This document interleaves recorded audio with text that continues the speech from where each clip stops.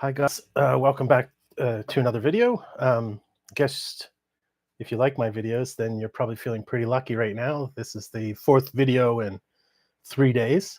I guess I have a little bit of energy for doing that. Anyway, this is just one of the many things that I think about giving my 2 cents on. And somebody asked me the other day what I thought about the uh, death, the murder of the United Healthcare CEO in the United States. Now, it's an interesting incident because it really I don't know anything about the particular views of the murderer, the young man who murdered the CEO. Um, and I'm not really addressing him or whatever his reason or lack of reason contributed to the situation, but I am going to respond to some of the I mean, even in my Facebook feed, which, um, I didn't solicit it in any way, directly or indirectly, but a lot of left-wing Facebook posters, and I'm sure Twitter posters, but I don't spend as much time scouring Twitter as I just do flipping through my Facebook feed. So I imagine that it's probably the same as with Twitter, but there's been lots of memes and so on Facebook, basically saying, or I guess commending the murderer, to saying this was a good thing. And I guess even people who wouldn't go that far, as for instance the journalist the other day on Piers Morgan's show, who called it good, the murder good, but then backtracked a bit and said it was good that it brought up the topic, an important topic. Now, from my perspective, from my intellectual background, something like this really reminds me of life in late Tsarist Russia, um, where things like this became more and more frequent all along, and there were assassinations of Russian czars and attempted assassinations, and assassinations of high-ranking ministers and so on. Now, the rationale is always the same, and it's a left-wing Marxist perspective of the ends justify the means, and I think that's why that's the approach that a lot of these left-wing Facebook posters are looking at it, that the ends justifies the means. Now, the it's not that, when somebody asked me the other day what I thought about it, I said, well, it's interesting from a theoretical perspective. And I mean, murder's murder, and every murder's bad. Um, but this is interesting from a theoretical standpoint, and that writer, or sorry, that journalist in the U.S. who got into trouble for what she said on Piers Morgan, um, evoked or articulated part of this ends justify the means uh, train of thought, and it's not absolutely an illegitimate um, form of thought, um, and in fact, the traditional approach, um, and I would call it the traditional Christian approach, because just where theory basically was invented by Saint Augustine. He wrote a little bit about it in his book, The City of God, and then it was popularized or carried forward, I should say, by St. Thomas Aquinas in his Summa Theologica. in the 13th century. Now, the canonized Catholic view that comes from Aquinas has 3 or 4 conditions. I think Aquinas only lists 3, but I think another one was thrown on by probably Catholic ethicists subsequently. But in looking at a really great source, which is the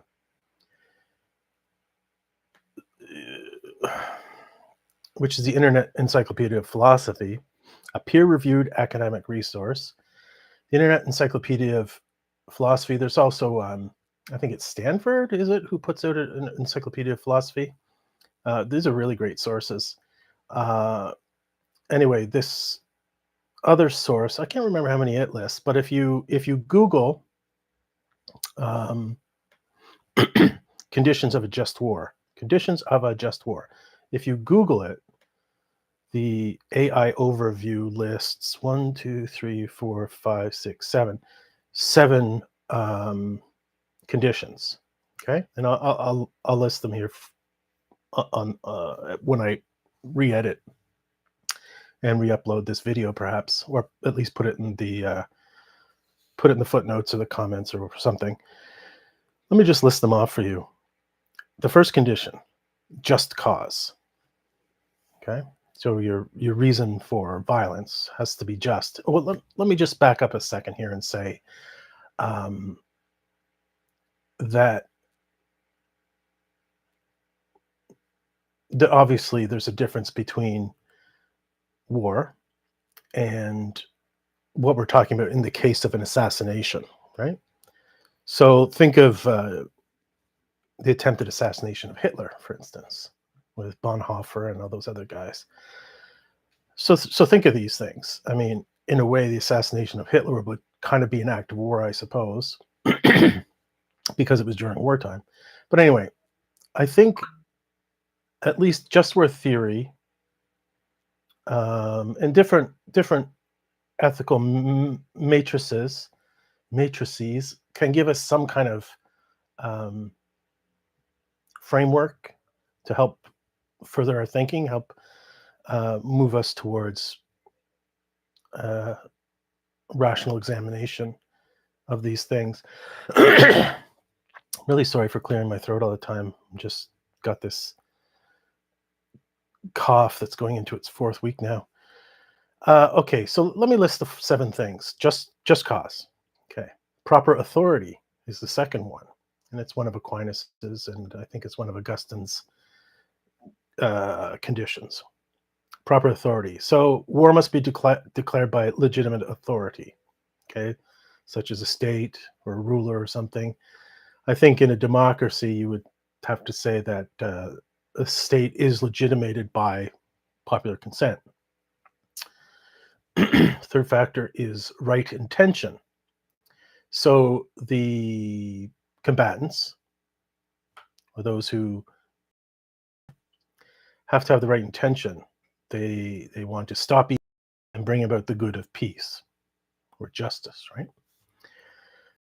Last resort, that all the other ways of resolving the conflict have been tried.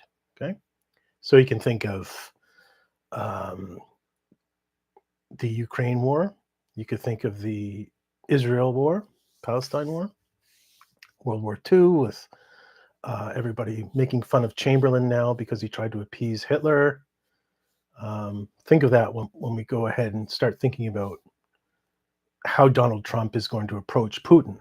Is he going to be a Chamberlain, or is he going to be more of a Winston Churchill, right? The next one's interesting and not exactly intuitive. Reasonable chance of success. So there must be reasonable chance of succeeding in the war. Again, it's not exactly intuitive because the Poles and the Jews, especially that resisted Hitler's invasion of Poland, they had no chance of success. So are we being told they shouldn't have resisted? Okay, there you have it. Okay. Uh, the sixth condition is proportionality. So, in other words, take for instance again, whether it's World War II or Putin's war or the Palestinian war, proportionality. So, if Putin invades Ukraine, kills 500,000 Ukrainians, destroys 5 cities, then you can't go over that amount, kind of thing. You can drive Russia out of the conquered territories. You can inflict a proportionate amount of a proportionate number of casualties, but it doesn't give you the right to, say, nuke Moscow, right? And good outweighs evil is number 7. The good achieved by the war must outweigh the evil that led to it. So that is, I mean, these are all very interesting, slight derivations of each other in a way. Proportionality and good outweighs evil, they seem to have um, something to do with each other. But isn't it hard to imagine that a war justly entered into, but with right intention, um, would need to consider whether good outweighs evil, right? And how do you evaluate that thing? The good achieved by the war must outweigh the evil that led to it. Well, the evil that led to the war would be Putin's aggression, um, perhaps NATO's and the West's lack of concern for Russian sensibilities, perhaps. So, how does the good, how is the good supposed to be considered to outweigh the evil that led to the war? Now, the evil that led to the war, I suppose, is Putin's psychopathy, um, animosity between Russians, Ukrainians, political aggression of NATO, 20 years of Russian marginalization by the West. What's the good that the war can achieve? I suppose Putin be replaced, but I mean, when you think about Putin and Russian governance, Russia's governed top to bottom by the KGB still, and now robber barons, I suppose you call them, oil barons in Russia, these oligarchs. No amount of Western intervention is going to change the political landscape of Russia. I suppose Russia could be humbled and say, "Well, don't move outside of Russia again, or because you're too weak to invade another country, at least another European country." Russia could be chastened, I suppose, right? Okay, so that's looking at those conditions on the international stage. So why would I bring them up in relation to this CEO murder thing? Well, I think many of the factors are relevant in that ends justify the means. All these things are considerations that people evoke. So, for instance, for people those who aren't Americans, like I'm Canadian, and perhaps some of the people listening to this are from Great Britain or whatever, a place that has public health care. In the US, so much more depends on private health care. And it seems to me, I think I heard that United Healthcare was one of the biggest health insurance providers in the US. Now, the US doesn't have as high taxation as Canada does, and therefore private people have more money to spend on health insurance, and they all do. Like for instance, I suppose it could be the equivalent of dental insurance in Canada, right? Um, I grew up having dental insurance provided by my father's job, and I had good teeth as a result. I got braces, cavities fixed, all that stuff. Um, and then when I moved out on my own, I literally went 12 years without going to a dentist. After I left home, started my own family, I went 12 years without going to a dentist. And I understand that the experience of a lot of poor people in the United States is very much like that. So poorer Americans who can't afford health insurance simply don't go to the doctors, the emergency room, and so on. And I didn't go to the dentist; couldn't afford it. Um, I mean, that's something. Uh, how much do people pay in insurance a month on average in the U.S.? Well, that's easy enough to find out. Average uh, health insurance cost, USA. Annual cost per person is $8,900. An average is 25,500 for a family. So if the average income per family in the US, say, is 75,000, a full third of that goes to health insurance. Okay, so in Canada, somebody earning $75,000, I think would be in the 35% tax bracket. That's federal tax. And then you got provincial tax, and then you got sales tax, and a million other taxes. Um, Obviously, tax in Canada represents more than a third of family and individual income. So these are different strategies of arrangement. So a poor American who's willing to do without healthcare, say for 12 years, and is lucky, uh, will be able to save up a lot of money.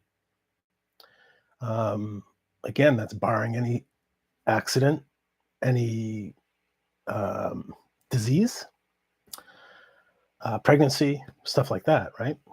I had friends who were going to school in Washington, and when they're Canadians, and when they were going to have their baby, they came back home because their baby the hospital would cost them about $10,000 or $20,000 or something. Home for a couple of weeks, had the baby, and then went back and to continue on with their studies. So, I mean, I guess if you're a traveler, say if you wanted to go and live in France for a year, you would have to buy some health insurance, private health insurance from Blue Cross or somebody. And I'm sure it's not cheap. Um, I'm sure that the American health average is probably something like you would pay if you want to live in France for a year and have that peace of mind, right? Because you can't get free healthcare in France if you're not a French citizen or whatever. Okay, so it's a big deal. So it'd be the equivalent of, say, a house payment. Your rent, your apartment's rent, I'm sure costs.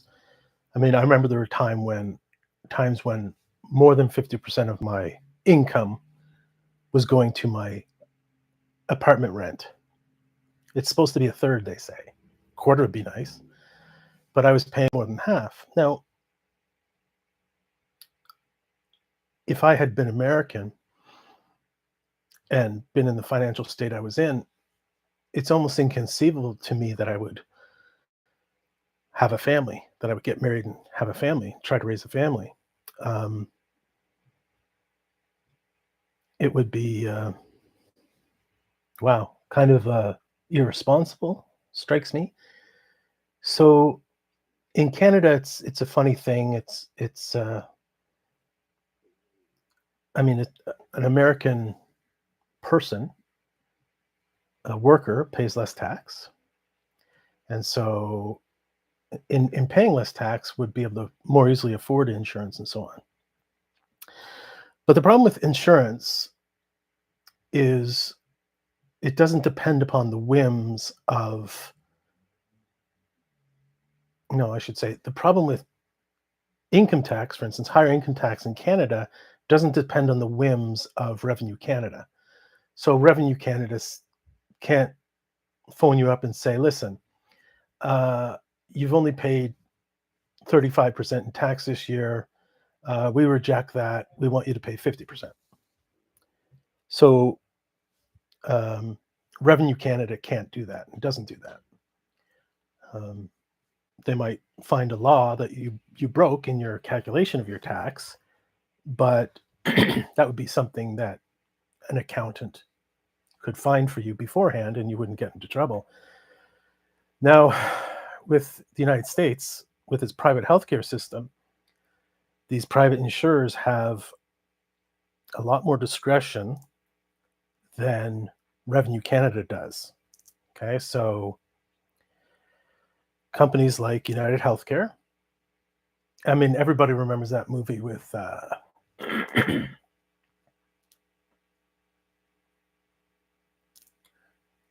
Matt Damon. It was about that healthcare company. Was Julia Roberts in that as well? Can't remember. It was one of those Grisham movies, I think, about the healthcare company that wouldn't pay for people's whatever it was, something resulting from bad water or something. And the healthcare company's practice was to reject all first claims. So it'd be like Revenue Canada coming in and saying, everybody's getting audited. Okay. So I've done my taxes every year since I was, I don't know, 18 or something. I've been audited once, maybe. And it wasn't really a full audit. They just asked for a document or something, whatever. But the stress, so say if you're sick and you come down with breast cancer, you come down with AIDS, HIV, you come down with whatever, you break your leg, and you're unable to work or whatever. Imagine the stress of knowing that the first instance of filling out all this paperwork, getting it in on time, signing it everywhere you're supposed to, initialing everywhere you're supposed to, getting all your documentation together. And then the first instance is always a rejection. Your claim has been denied. Okay. I've been in a situation like that once with something else, and their practice, I knew right away that their practice was to deny a claim of my kind the first time. And so I sort of steeled myself up to expect that. And then ultimately I was successful. And that was stressful because I wasn't in good health at the time. Still aren't. But anyway, Revenue Canada has never given me that kind of mental anguish. Its laws are very clearly set out. They might be complicated in some ways, but for most taxpayers, the forms are not too complicated. I've never actually used a tax accountant in my life, someone to help me or to fill out my forms for me. Not that I've always asked people questions, but I find it gets easier and easier now that we have all those autofill stuff with all the software and the online companies that help you out. But the law that governs this is the law of the people. So laws passed in Parliament. Laws passed in Parliament determine the income tax code. You, me, Joe down the street, we all voted for these people, and they made the income tax code sort of in some way reflect our ultimate wishes. Not so with healthcare companies. I mean, you can vote with your dollar, right? So you can look at different healthcare companies and say, well, they seem better than that company, and that company seems better than that company. But how would you know? How would you know? How would you know what an existing condition is and all this business?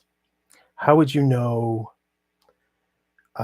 when you go to hospital X that they accept your kind of insurance for this kind of thing and all that? So suffice to say that someone with a serious illness who needs money to pay for treatment, to not go into bankruptcy and not bankrupt the entire family because you have leukemia, MS, whatever. That's pretty damn stressful. And that's like being in war, don't you think? That war threatens your health, your peace, and that of your family. And the reasons you go to a healthcare company or a health insurance company are equally, or at least proportionate in some way to that. Aren't they on the same scale? So suffice it to say that people who have problems with healthcare companies, that's not like somebody got my order at McDonald's wrong. Okay. Somebody gets my order at McDonald's wrong, I'm out $15.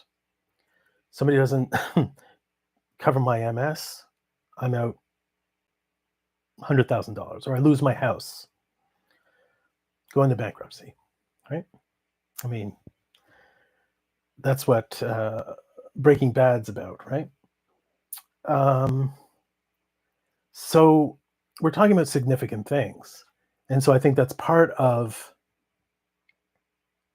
the reason why so many people said so many cruel things about the assassination of this CEO. CEOs, whether you're talking about the head of McDonald's, the head of Facebook, the head of Penguin, the head of Canadian Tire, or the head of a healthcare company, health insurance company, these people make millions of dollars a year. Okay. I think it would be a pretty small company if the CEO made less than $1 million. So we're talking about many millions, probably a dozen million or several dozen millions. So I heard the number like 10 million thrown out for the murder of the United Healthcare CEO Brian Thompson, that he made, I don't know, 10 million a year or something like that. That figure didn't shock me, didn't surprise me. If he had made 50 million, I don't think I would be all that shocked. If he said 50 million, I'd be like, oh, that must be a really big company. If he made 100 million, I'd say, wow, that's probably a company then as big as Bank of America or something like that, right? Or Exxon Mobil or Facebook or Google or somebody. 100 million is a lot of money. 10 million is not that. It's not that impressive, really. I mean, I'll never make that in my life. So if you do the quick math, and I worked for Walmart for 3 years, and of course, the Waltons are one of the richest families in the world. And I often thought about that, like Walmart, I can't remember what it was. Let's say Walmart has 1 million employees, and let's say the Walton family makes $1 billion a year. So if you divide that billion by 1 million, you get 1,000. So if the CEOs of Walmart made $0, everyone who worked for Walmart would earn $1,000 more a year. So say if you're earning 30,000, 35,000, $40,000 a year working at Walmart. I think that whatever, it froze for one reason or another. But so when I go to edit this, I'll be able to cut out that 5 minutes of blackness in between. It was like 35 minutes when I paused, and now it says 41 minutes. But it said I was live the whole time, apparently, even though I had to restart my computer and there were updates and all that business. Anyway, so let's see if I can pick up more or less where I was. So, having established that health insurance in the United States is a big deal, despite Obamacare, despite whatever, health insurance is still a big deal in the United States. I know the ins and outs of it. I don't know anything about Obamacare. I don't know anything about um, whatever, you know, whatever's provided for poor people, emergency healthcare, whatever. Um, so I'm just speaking from my rough, the rough impressions I've formed on the topic. Sapporo, I guess it's Japanese. I always thought it was pretty good. Anyway, so let's proceed. Now, as I was saying, that when I think of such things like assassinations like this, I think about the communist revolutionaries in late Tsarist Russia. And Russia's a great example. Ultimately, the terrorists or revolutionaries or assassins, ultimately they're victorious because they got what they wanted, sort of. They replaced the Tsarist regime for their communist utopia. But isn't it interesting that by every measure, by everybody's universal opinion, that Stalinism was far more tyrannical than the Tsarist regime ever was, even at its worst. See, under Ivan the Terrible or Peter the Great or whomever. So sometimes, see, pardon me, that's a great example of why some of these conditions for the just war are important, because sometimes you get what you want, attain the end that you want because of murder, and all the murders of government officials.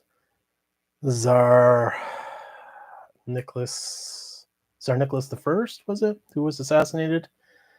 And there was a few other attempted assassinations. Sometimes this proportional thinking, the czars are evil, therefore killing them is justified. Why sometimes it's not a simple ratio like that, and that's why it's good that there are other considerations at play for deciding whether an act of violence, and war is an act of violence, assassination's an act of violence, taxation's an act of violence. Law is about violence. We can't, you can't disguise it. If you don't pay your taxes, the authorities are going to do things to you, such as put you in jail.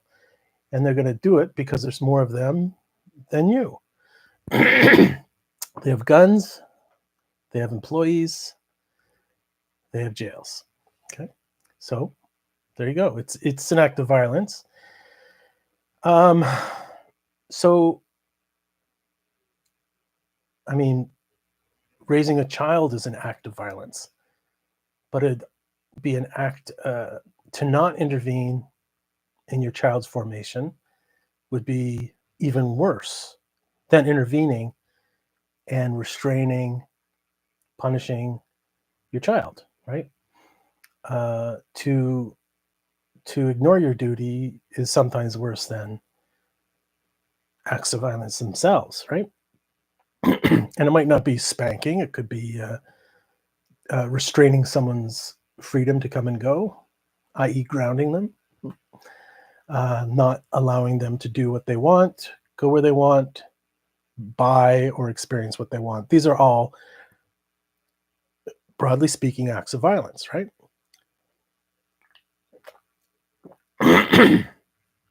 But obviously, there's degrees, and all these considerations are essential, right? So, this is the problem here. So, I mean, we can look at absurd instances and say that people who would kill meat eaters are people that are saying, I'm defending cows from murder. I'm defending lobsters from murder. Okay. That seems silly to most of us, but not to all of us. Um, Back in what was it, the 80s, late 80s, there were some assassinations of abortionists. And the people said that since abortion's murder, murdering abortion providers is justified, right? And if you believe that abortion is murder, it's kind of hard to end up anywhere else, isn't it? But I suppose you could look to proportionality, right? Killing a two-celled embryo is that proportionate to killing a well-meaning doctor who's does other things besides abort babies, right? An embryo, a two-celled embryo, isn't self-aware, right? And that's something. That's an important consideration. Is murdering the abortionist the last resort? Proper authority, right? Okay, so let's take it to the assassination of the CEO. When there are people dying of starvation in the world, it's pretty hard to wrap your mind around a $10 million a year salary being just. But is that not to sort of parse out the situation quite differently? Like if you look at, for instance, Elon Musk, he's the richest person in the world, I guess, at the moment. And he has billions and billions of dollars. There are people starving in the world. Therefore, he's a thief, right? So it's the Robin Hood thing. But is it really that simple, right? As someone would easily point out, Elon Musk employs thousands of people, maybe millions. I don't think he employs millions, but certainly thousands of people. And as with most millionaires, billionaires, they don't have stacks of gold. They don't have piles of gold like they're dragons in Dungeons and Dragons or something. Everyone who's wealthy has their money invested in companies that do things.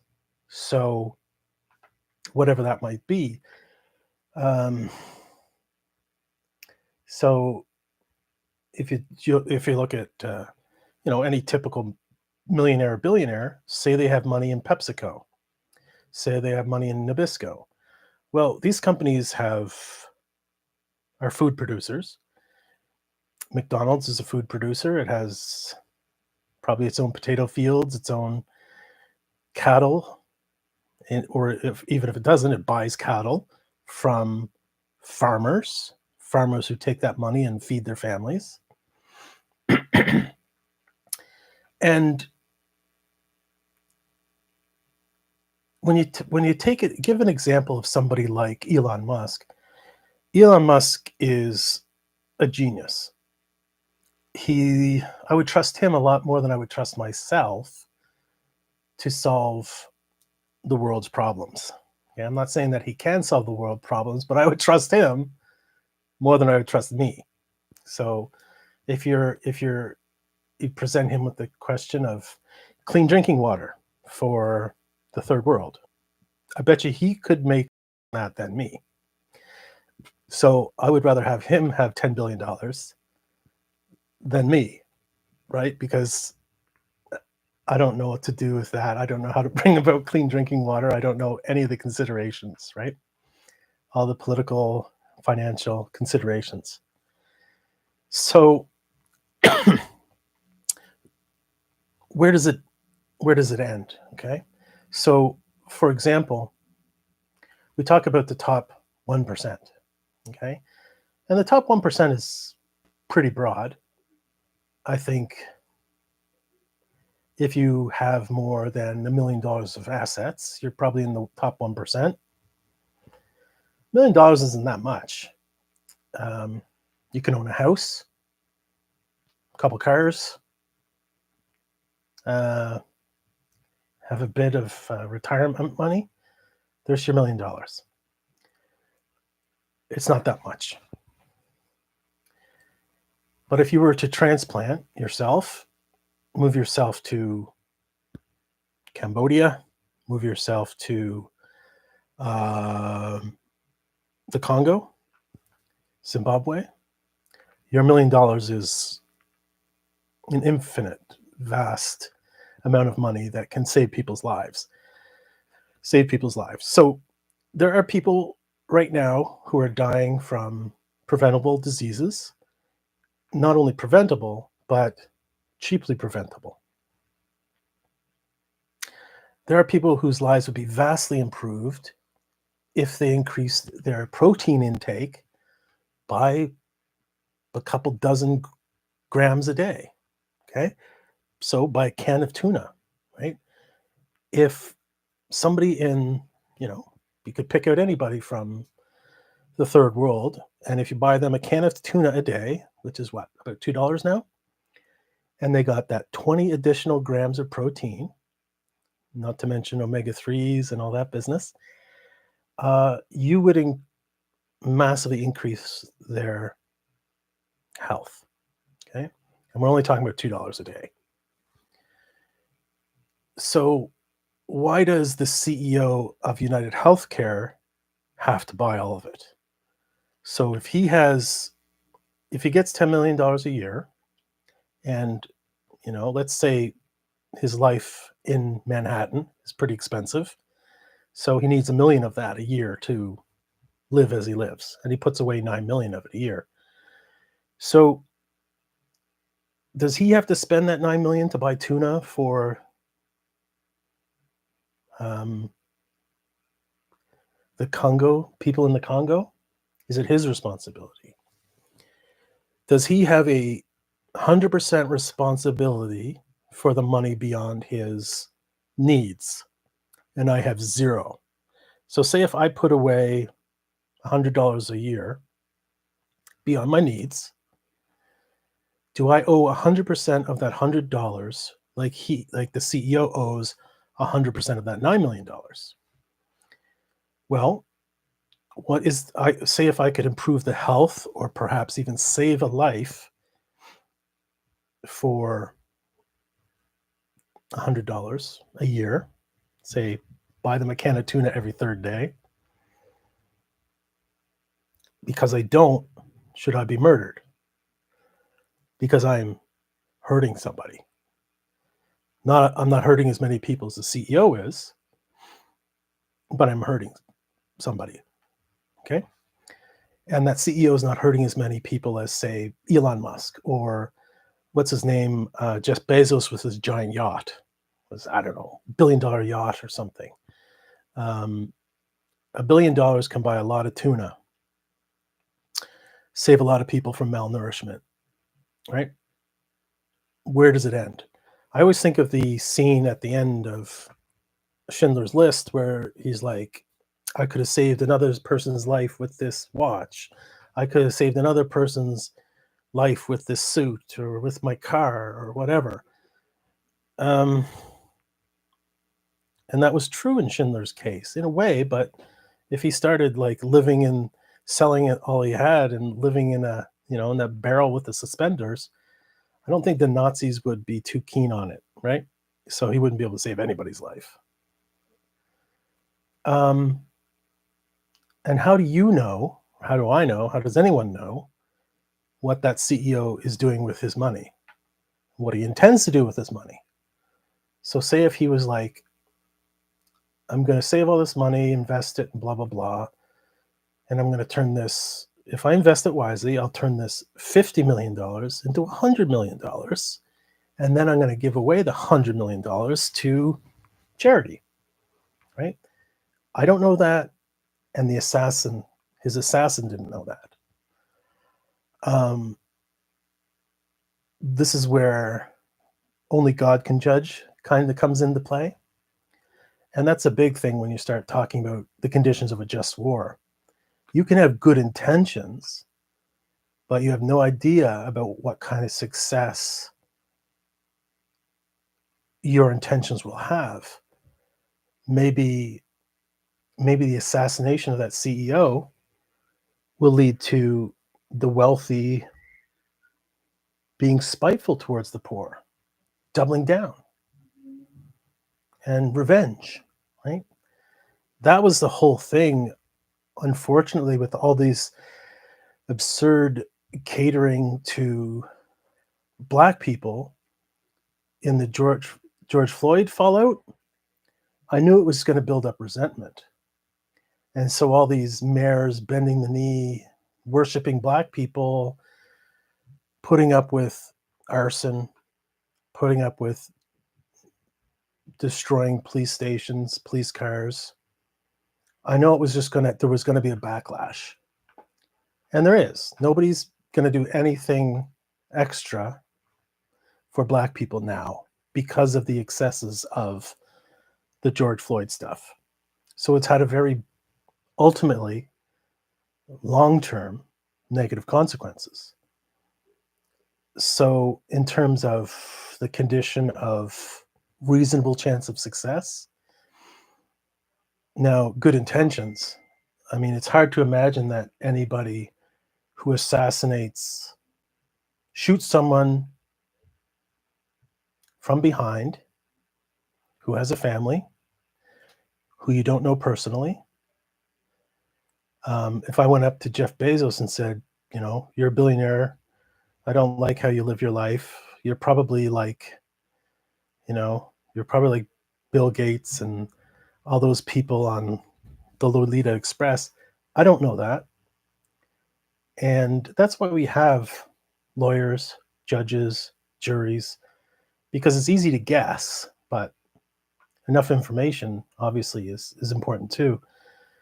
I don't know how this guy lived his life, the CEO. And let's look again at, pardon me, reasonable chance. So that's the sixth criterion, I guess. Are we supposed to gauge success? The assassin succeeded in murdering. Is that the success, or is the success getting the boards of directors and CEOs of these big health insurance companies to rethink their lives, rethink their business practices, to get the senators and the congressmen in the United States to change the law?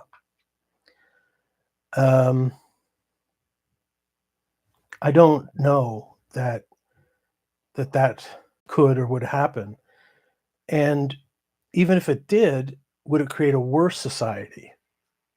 Because if the solution is always socialism, turn out so badly. So if the solution is forcing, let's say, these private healthcare insurance companies to give away 50% of their profits every year, does that create a better United States? I don't know. I don't know. Because when you press down one part of a complicated system, another part pops up, other parts pop up, and you can't really predict exactly how they pop up or what the long-term consequences is going to be, are going to be. I think proper authority, that condition, has with it proper authority equals proper responsibility. So it's not about power, it's about responsibility. So the guy who assassinated the CEO, he's not taking it upon himself to suggest a better way.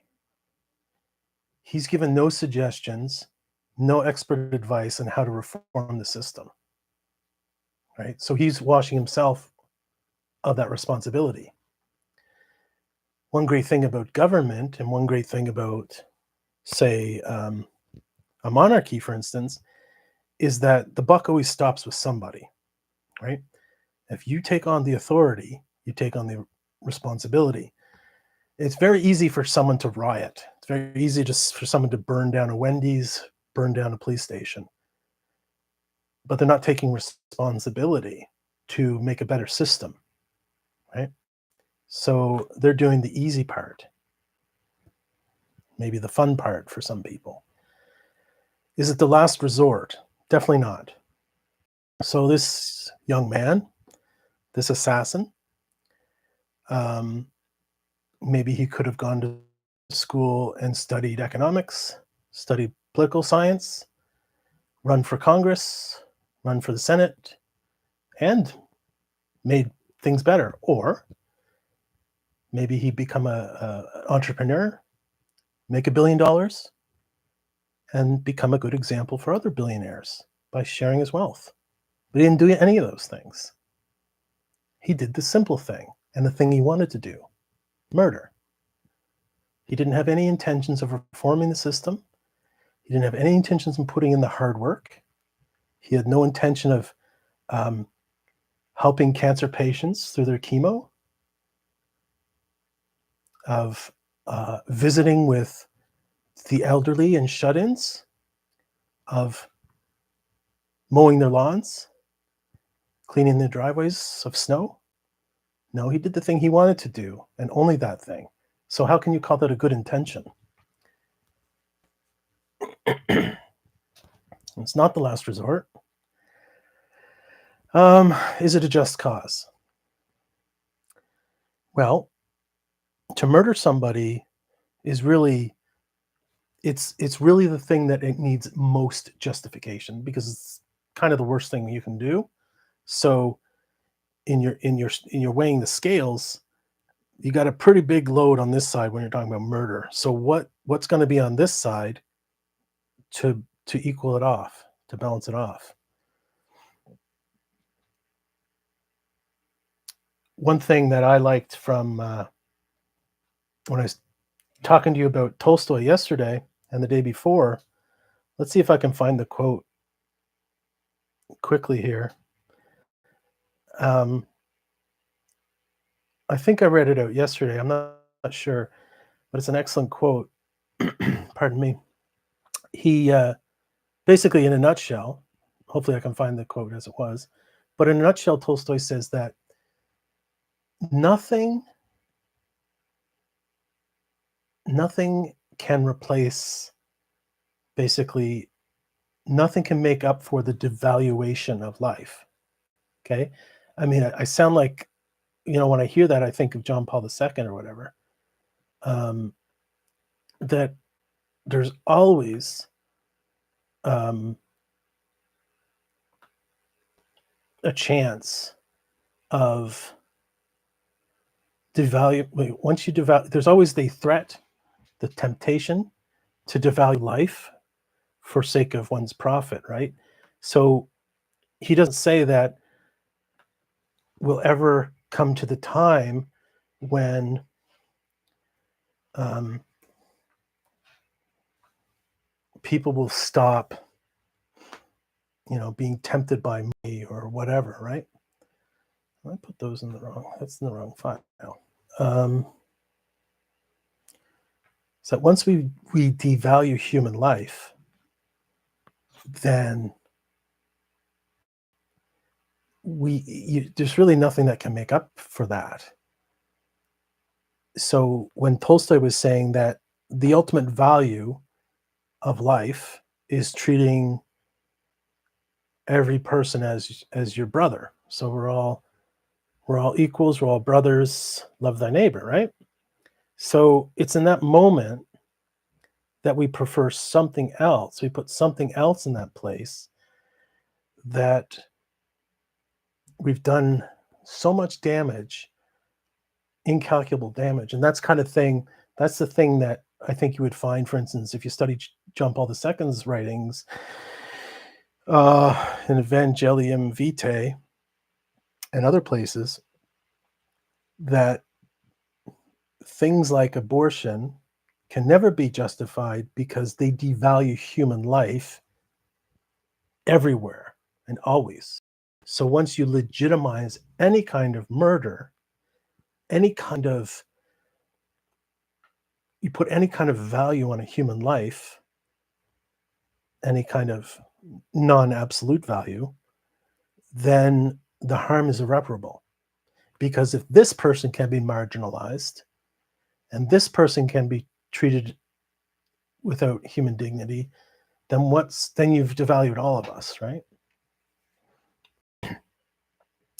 If men do not regard themselves all as brothers, and human life is not considered the most sacred object, which not only cannot be violated, but the maintenance of which should be regarded as man's first and most urgent duty, that is, if men do not regard each other religiously, they will always, for their own personal advantages, ruin each other's lives.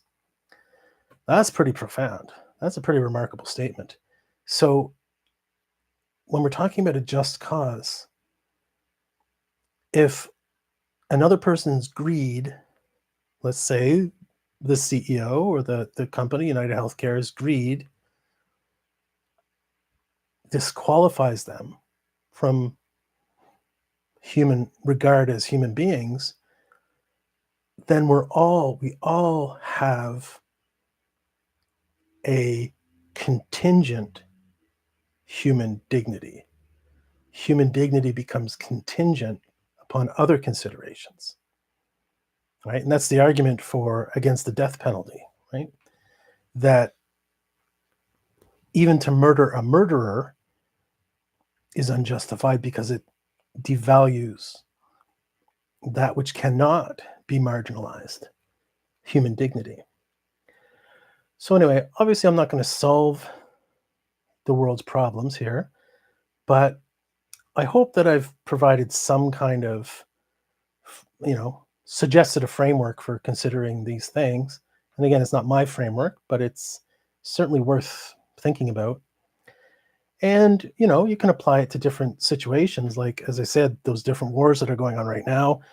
And what about the penny guy, the guy who stopped the crazy guy on the subway?